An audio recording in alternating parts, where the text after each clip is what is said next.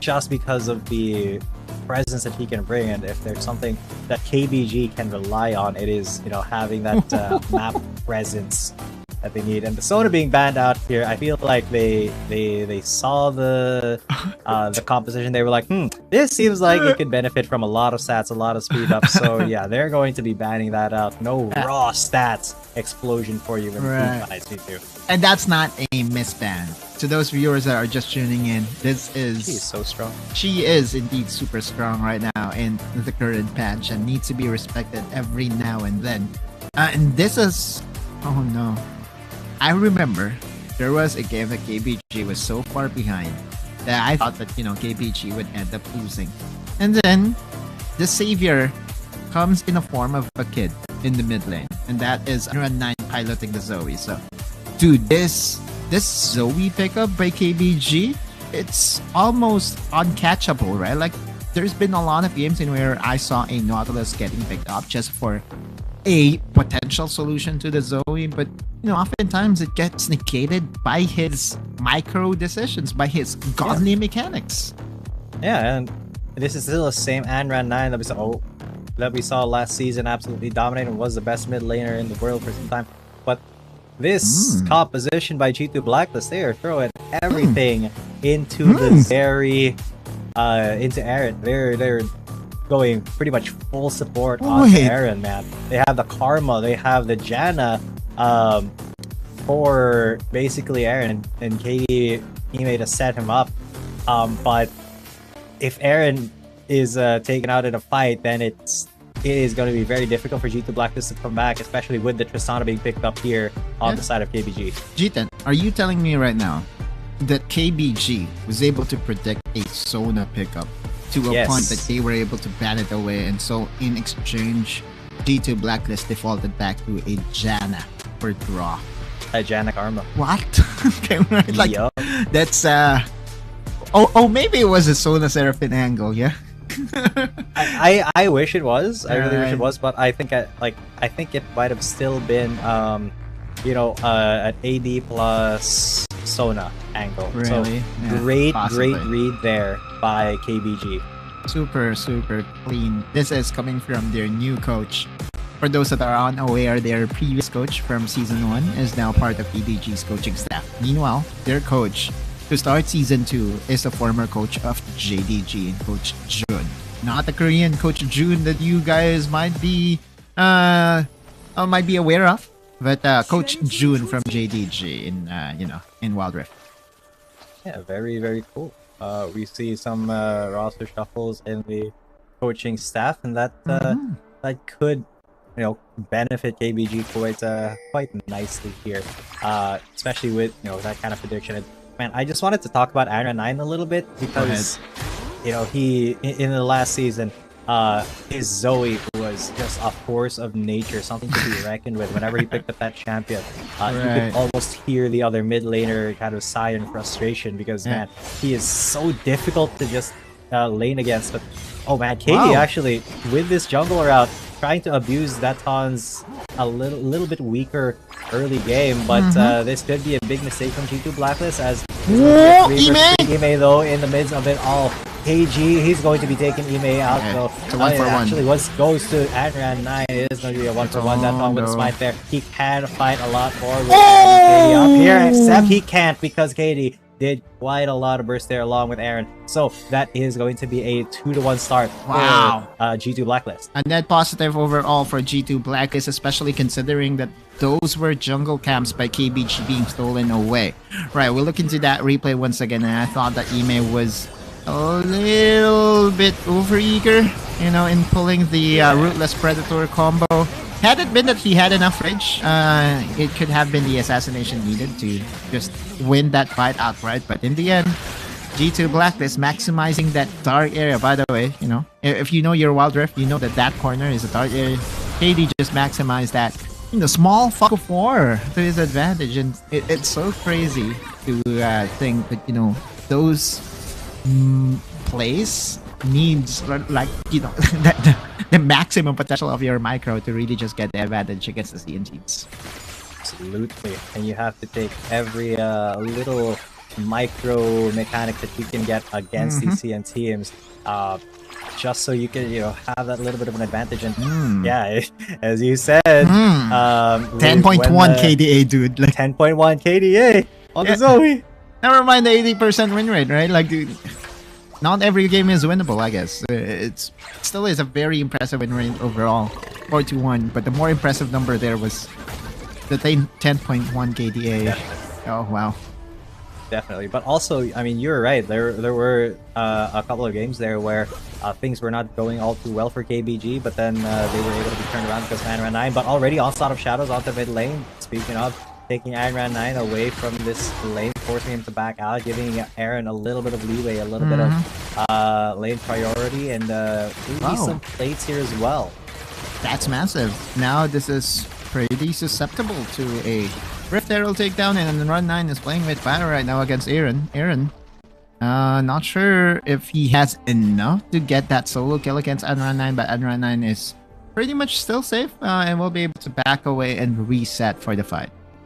I love how proactive Monsoon. Blackness is being. Monsoon, incredibly proactive. Golden Kite in the midst of it all. He will get exhausted. Chama had to jump out of there. But that was a great setup from Draw. Okay. He had to flash out as well. And you can see how oppressive this double enchanter bot lane can be. Which is kind of surprising. I have to be honest with you. Like, right? It's not within my expectations that they will go for a massive play, but I believe that was the Flash Monsoon coming in from Draw just to push back the members of KBG. And also the trend. No. KBG will get auto attacked to death with the Ignite. Aaron 9 securing a kill for himself. As soon as he saw that the mid laner was gone, he was like, alright, it's time. I see the horse. You cannot get close to him, my guy. And Golden Kite was a few seconds away from reaching him, and most likely, the play there was for him to give the shielding needed to survive that all-in. But this is why you have to respect KBG's mid laner, right? Like, out of the blue, he will find those solo kills that will tilt the game into their favor. 10.1 KDA, currently at 2-0-0. So, dude, if G2 Blacklist won't be able to contain or control Run 9, oh, dude, this is going to be a nightmare for them. A nightmare and a half, because already he is getting fed with those kills. Even though he was kind of focused up in the mid lane for pressure, he just did not crumble under it. He was like, all right, I'll give you a couple of hour plates. I'll still get the minions, and I'll still contest this horse coming in, this Hecarim in the mid lane. Wow. The Sleepy Trouble Bubble being threaded in there, and he will get the Sleepy Trouble once again onto Ime. Yeah. Skill shot is not really a skill shot when you are on Run 9. Yeah, it's basically a point and click, but the Ice Drake being soloed out there by that pawn, while the Rift Herald on the other side by Katie. It's a good trade of objectives here. But they really need to make use of that quickly, as Katie, he does put it down in the top lane. Yeah. 4 members of G2 Blacklist making sure that tower does go down. Not sure I agree with that decision coming in from KD, but KD should know better for sure. Yep. But I feel that the mid lane tower is so pretty much the focal point at any given game, and them deciding to use the Rift Herald on the top side was pretty much just a small question for me. And you look at the position that KBG has right now, right? Like this 1,102 HP in the mid lane. It's so hard to penetrate a tower, especially with a Zoe guarding it. And that's only the reason why I think, that Rift Herald, I believe, should have been used here in the mid lane. Although, one would say the G2 Blacklist wanted to summon that Rift Herald on the top side to a potential dive towards the members of KBG, but KBG again was able to read that play. Yeah, and they are going to be reading that Ton going into the grave, because he won't be able to be saved here. Anran 9 the next target maybe, but he's able to flash out, get out of the spotlight, as G2, they are looking for any pick that they can get. Ime just aggressing with the Dominus here. There is no tower to protect him, so Golden Kite is going to be coming in. There's a shield, and immediately with a Q, takes Krasad out. He actually jumped right into the Q. and that is going to be another kill, but it will be at least a 2-for-1 as they get Ime. And now KD onto that bot lane turret. The macro plays from G2 Blacklist. A lot of positive things happening for G2 Blacklist with their double utility supports doing it right now. But KBG and company still finding advantages elsewhere in the map. They will be able to get a lot of tower plates in the mid lane. And KD was not successful in taking down a tower here in the bot lane. Just because of the tower plating being active. With that said and done, we are looking at a small lead in favor actually of no one. It's a pretty much even game now. For the win condition though, G2 Blacklist I believe it's doing a better job overall. They're funneling all their resources and kills on towards Aaron. And Aaron does already have a 3-kill advantage to his name. We look into the tower plates as well. Lots of plates being focused down by G2 Blacklist, and that's the benefit of having the Rift Herald. Oh, Yu there with a big body slam into the explosive cast, but Stan United will keep Aaron alive, but barely, as Aaron does finish off that kill. Draw will get taken out as well, and Daton, he's now going to be going on to Aaron with Shalma. Unfortunately, there will be no escape there for the Zeri, as that'll be a 2-for-1 in favor of KBG. It's 2-for-1, but more importantly, it's a message being sent over to Unrun9 that there is going to be not a perfect game for you. We'll look at that play once again. Oh, a counter synergy. You may have saved Aaron there, because that Sleepy Trouble Bubble, had it connected to Aaron, it would have been an easy 2-0 wipeout. But in the end, it's a 2-for-1. And more importantly, if you're G2 Blacklist, they were still able to make a play elsewhere. The shutdown gold did not go over to Tristana, which is another positive thing for G2 Blacklist. You're right. You're very right, because that Tristana might have been it still can be a huge obstacle for G2 Blacklist, but at least that hyper scaling has been delayed a little bit with that kill not being given over, but it's still kills for KBG. Now G2 Blacklist, I love how proactive they're being, their setups, and how they're taking the time to just try to get Aaron into these skirmishes, into these fights, so that he can possibly get ahead. Oh no. But oh god, it's going to be very difficult for him to get out of this one now. Withdraw, and Monsoon will delay it a little bit. Unrun! Can he finish the Iron Man 9? Red buff? Not quite. Okay! He will get him with the red buff at the very least, but now Draw will be the next target. He will be able to get away because Jan is very fast, but it is a 1-for-1 mid laner for mid laner. That is a body slam onto Golden Kai with the flash. And the onslaught of shadows, but unfortunately, it is just going to be KD kind of fighting alone here. An amazing explosive cast to bring Golden Kite back towards the team. KBG have more than one carry, but Ime is going to be here. He's got the dominance. He popped it early. He's just waiting for somebody to come in. Just the timing there, but he manages to go to flash onto Shauma, and he manages to get his entire combo off, take that Tristana off of the playing field, and immediately aggress onto this Infernal Drake. And G2 Blacklist, they make the best of a bad situation there. Wow, okay, well, one thing's for sure, I'm now a believer of this all-in composition that is centered around Aaron. Because Aaron, twice in a row, he's able to get the head of Unrun9. And by the way, that's the most beautiful transcendent embrace I've ever seen in the history of Wild Rift Esports. In the end though, that was not the best play, because Ime again just using his dominance to prep up his rage, and Shalma just immediately gets caught out of position. And I believe off screen, I think our Renekton got assassinated by the Ton and KG. Oh no. Unfortunate for Ime, but it is what it is at this point. At least it's not Aaron who got assassinated, who got zapped a little bit. It's still very, very possible for G2 Blacklist to get into these fights with Aaron and just really buff him up.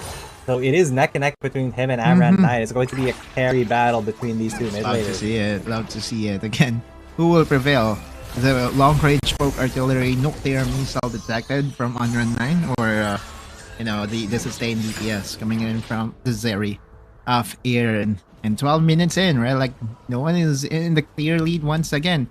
This is actually still a positive point for G2 Blacklist, right? Like, now, games are a lot closer than it was during the Grand Finals. And this is definitely a positive point if you are a supporter of the APAC region.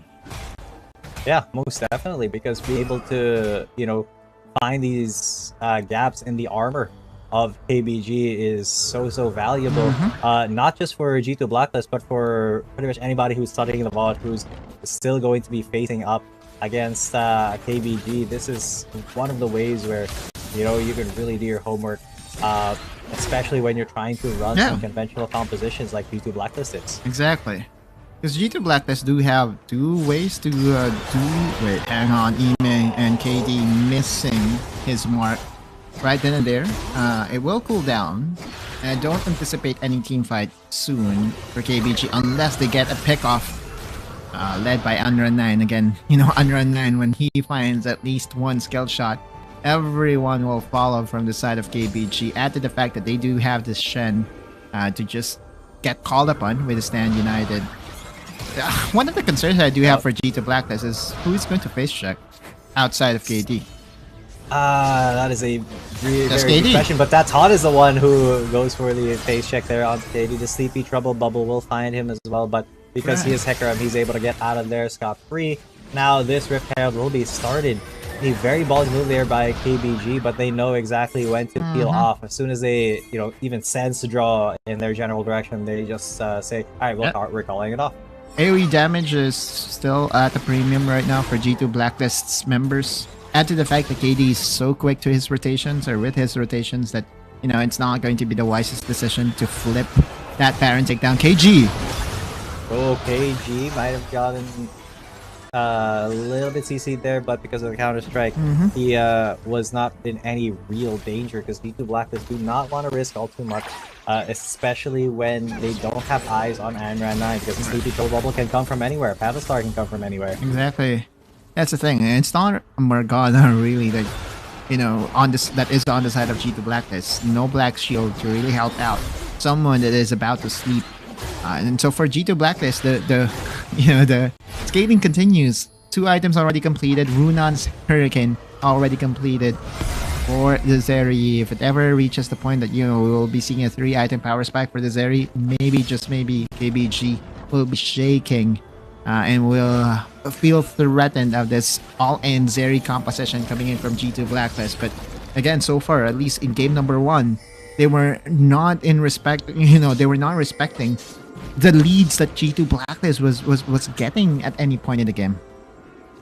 Yeah, and at this point, there is a very small lead for G2 Blacklist, so definitely KBG are going to act like they have the lead. And they're the ones who are starting up this Ocean Drake, third one. Last one before the Elder Drake, so KD is going to be coming in from the other side, along with the rest of G2 Blacklist. So he's got the Janna for that. Oh my god, almost just gets blown up, almost one shot there, just because of Unrun9. But Aaron, he's going to almost suffer the same fate. It's still going to be the Dragon Knee stolen away. There's the All-Star of Shadow. Shaman's dead. Shauma is going to be dead. He gets helicoptered to the ground as Aaron is looking to do a lot more damage, but KD, he's so tanky versus these members. Unrun9 gets caught in the middle of it all, and it's going to be Golden Kite who takes his life. 2 kills and the Drake for G2 Blacklist. They're not going done. to look for a little bit more here. They're chasing onto you. Aaron's already on him. He's just trying to do as much damage as he can. KD with on there as the big shield. Another knock up there with the tornado onto that Tom, but KG with the counter strike under the tower. Will this be enough to try to knock him back? He gets Aaron, and that is the main linchpin of G2 Blacklist composition. They may have been off a little bit more than they can chew there, but still, it is a 3 for 2. No way! I thought for a second the G2 Blacklist would be content with whatever advantage that they were able to get. They were able to snag 2 kills on towards the carries of KBG, and I thought, you know, at that point, they could have threatened the Baron takedown, but G2 Blacklist still went for the chase. And when Aaron went down, you know, after this, it was the biggest blow, because he basically is their damage, right? Like, you're seeing it right now, like Aaron is being funneled here by the members of G2B. Oh, Baron! No way! Hey, no way. Oh, it's still going to be going to KBG. What? So that could have been avoided if G2 Blacklist just went and threatened the Baron. Exactly, because you look at this replay, right? Like, this replay should tell the tale of how Aaron got clipped by that by the stun, and KG pretty much is basically the reason why KBG is enjoying the Baron buff right now. He was able to take down Aaron, which is the primary source of damage on the side of G2 Blacklist. Yeah, and because of that, Aaron is going to be suffering a little bit more here. KBG definitely enjoying that little bit more that they can get from the Baron, that gold lead that they are starting to build up. It is very small at the moment, but that doesn't mean that it's not there. You know, so G2 Blacklist, they now have to kind of recalculate. They have to reassess how they get into these fights and how much protection they can really give onto Aaron. But Ime, ooh, so much damage already being taken by the Crocodile. You can see the Paddle Star from a mile away. From galaxies away, I guess, is how you want to call it. Now, G2B is still feeling the pressure from the members of KBG, and the sleep will connect onto Aaron, but KD is there to box them out. Although KBG could set their sights over towards the Elder Dragon, which has just spawned up. And immediately they are on it, and without... There's vision, though. There is vision, but they don't have their... Oh god, Draw almost put the dust there. But without their damage dealer here, KD can only hope to, you know, onslaught of shadows in and then go for the seal that way. Try to fear that Taunt out of the way so he can get that smite. But without this like, team consistent fighting. vision, they can only hope for it. But they are going to try to go onto Amran 9. They force the stasis, and that Taunt is there to help. There's the shadows, and Golden Kai takes away the big mid laner there for KBG. But now there's going to be KD in the back versus 3. Unfortunately, he does get stunned up or haunted there. And the top lane, they were dealing with the Jax up there. So KG successful in bringing attention to himself in the top lane. Yeah, he has the Hullbreaker, and we are at that point in where the Renekton basically is a big minion compared to the Jax, right? Like a sunblock. It's okay. So the thing about Jax versus Renekton is, you know, that by the time that it reaches the late game, the Jax will pretty much have no respect whatsoever towards the Renekton, because, you know, in the sustained DPS and plus tankiness, Renekton basically stands no chance against him in the side lane. And you know, regardless of the record, yeah, sure, you might say that it's a 1-4-5 Renekton. Regardless of the record, you know, Jax should still really be favored in the late game. Yeah, and he is still ahead, 2,200 gold up. Look at that, teleport coming in for KBG there. Elder secured. Going to secure the Elder, not even smited down by that Taunt. It was KG who got that secure, and now the team fight is going to be very scary for G2 Blacklist. Because Zoe can one-shot even harder now. They have to have eyes on where Amran 9 is going to be. And the reigning defending champion has an Elder Dragon advantage at the 20-minute mark of the game, which means that they can easily elect to get another objective, which is Baron, or just threaten a split push action with their Jax having the advantage, and Shen also having the ability to just go and join the fight when one stand united. So how will G2 Blacklist, you know, deal with this pressure? Yu already putting a lot of pressure onto them, just throwing his entire body into the mix, knowing that, you know, he's pretty tanky, and G2 Blacklist can't really retaliate for fear of somebody getting targeted by that explosive cast being thrown over to Amran 9. Speaking of Amran 9, he is going to be there, a very huge presence here for KBG. They're already starting the Baron. Yes, there's vision, but is it enough for vision for G2 Blacklist to be confident enough? Because KG is going to be there. He's going to get going for the turn stun and the big explosive cast. Big turn there. Aaron's already gone, and that's all of the damage almost of G2 Blacklist gone, and 2 more members are dead. Golden Kite and Draw just... It is going to be the end of G2 Blacklist here. Golden Kite, he will get Paddle Star from downtown, and KBG, they don't even need the Baron. They're just going to storm right into the base. The Elder Drake fight will go their way, and they will be taking the series 2-0. That Baron was just being used as the bait needed by KBG to force G2 Blacklist into fighting them. This is one thing that we know for a fact is going to be a problem in the composition of G2B, right? Like they have